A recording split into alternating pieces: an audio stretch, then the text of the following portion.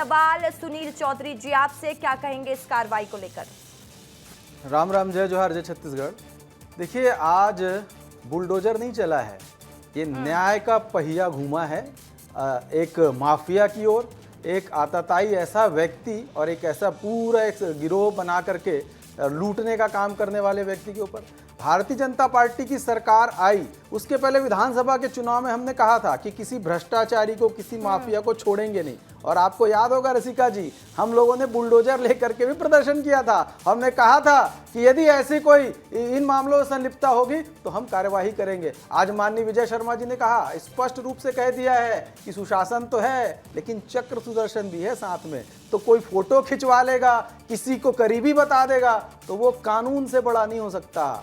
यहाँ विधि का शासन है, कानून का शासन है। इस प्रकार के माफियाओं को ठीक करना भाजपा की सरकार को बड़ी अच्छी तरीके से आता है। और हमारा इतिहास आप देख लें देश के अंदर में, अगर ऐसा कोई है तो उसको ठीक किया है। सत्यप्रकाश जी से भी जवाब ले लेती हूँ। सत्यप्रकाश जी, आप क्या कहेंगे इतने बड़े एक्शन पर? देखिए रसिका जी, एक्शन तो हुआ है, होना भी चाहिए। अगर और देखिए, अगर कोई कानून सम्मत कार्य नहीं हुआ है, उसके खिलाफ अगर काम सरकार का काम है कि उसको किस तरह से कानून सम्मत किया जाए, तो जो किया अगर वो अवैध है या कुछ गैर कानूनी तो वो हुआ है, उस पर कोई दिक्कत नहीं होनी चाहिए। मगर बड़ा विषय क्या है? विषय अभी भी वही है और चर्चा का विषय है। ये सिर्फ मैं नहीं बोल रहा हूँ, प्रदेश की एक जनता बोल रही है। या रायपुर से लेकर बस्तर तक के लोग बोल रहे हैं कि भाई आपने घर तो गिरा दिया, आपने वाहवाही लूट ली। अभी सुनील चौधरी भैया ने बोला हमने बुलडोजर कर दिया, कानून का राज है, सब चीज़ें हो गई है। मगर अभी भी रायपुर से लेकर बस्तर से लेकर दुर्ग तक एक ही विषय है कि आखिर तोमर ब्रदर है कहाँ? मुद्दा तो वही है, तोमर भाई है कहाँ? और जिस तरह से वैसे मैं नहीं बोल रहा हूँ, आप ही लोग चला रहे हैं मीडिया में, मैं खबरें सुनता रहता हूँ, अखबारों में पढ़ता रहता हूँ कि वो शायद यूपी में है। अगर मैं गलत नहीं हूँ तो आप ही लोग चलाते कि हमारे सूत्र बता रहे हैं यूपी में किन की सरकार है, मुख्यमंत्री कौन है? वो तो अमित शाह से भी बड़े यशस्वी मुख्यमंत्री यूपी में। तो कौन बचा रहा है? किसका संरक्षण है? वो अभी तक गिरफ्तार क्यों नहीं हुआ? ये सिर्फ दिखावे की नहीं होनी चाहिए कि हमने सिर्फ वाहवाही लूटने के लिए बुलडोजर चला दिया। एक विषय, एक मिनट बस रचिका, एक 10 सेकंड में बोल रहा हूँ। देखिए, अगर कार्रवाई करनी है तो जैसे बुलडोजर कार्रवाई, भाई इनके विधायक के पुत्र ने आदिवासी को मारा था, क्या उनका घर गिर गया क्या?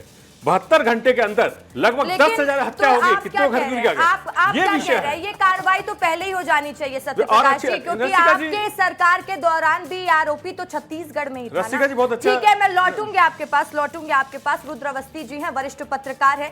सर, आप कैसे देख रहे हैं इस कार्रवाई को, कैसे समझाएंगे दर्शकों को?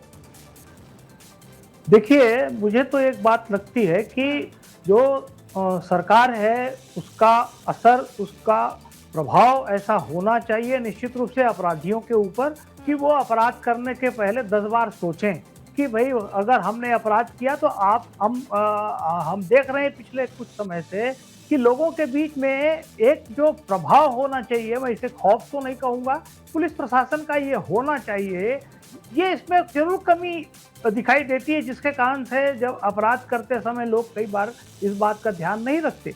तो ये कार्रवाई तो निश्चित रूप से उन लोगों के लिए भी मैसेज है जो तोमर ब्रदर्स हैं, उनके लिए तो है ही कि अगर आपने अभी जो समय दिया गया है उस समय तक आप अगर पुलिस को समर्पण नहीं करते हैं, आत्मसमर्पण, तो उस स्थिति में कड़ी कार्रवाई होगी, वो तो है ही।